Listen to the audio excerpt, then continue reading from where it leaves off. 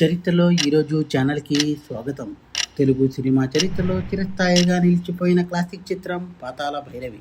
1951 సంవత్సరంలో విడుదలైన ఈ సినిమా ఈ రోజుకి 75 వసంతాలు పూర్తి చేసుకుంది.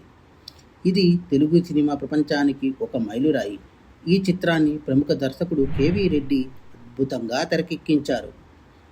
సినిమాలో హీరోగా ఎన్టీ రామారావు గారు తోటారాముడి పాత్రలో నటించి ప్రేక్షకుల హృదయాలను గెలుచుకున్నారు. విలన్ పాత్రలో ఎస్వి రంగారావు గారు చేసిన నేపాలీ మాంత్రికుడు పాత్ర తెలుగు సినిమాలో అత్యంత గుర్తుండిపోయే పాత్రల్లో ఒకటి.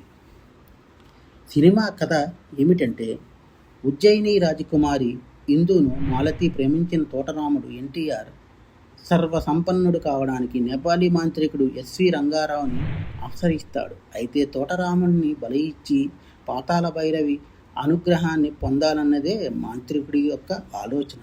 చివరకు మాంత్రికుడిని తోటరాముడు ఎలా మట్టుబట్టాడన్నదే కథ. 1950 సంవత్సరం ఫిబ్రవరి 6వ తేదీన ప్రారంభమైన ఈ చిత్రం 1951 ఫిబ్రవరికి పూర్తి అయింది.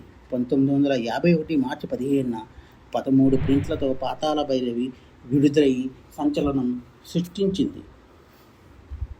పాతాళ భైరవి విడుదలైన తరువాత తెలుగు సినిమాకు ఒక కొత్త దశను చూపించింది. విజువల్ ఎఫెక్ట్స్, సంగీతం, కథనం అన్నీ కలిసి ఈ సినిమాను అజరామరమైన క్లాసిక్గా నిలిచాయి.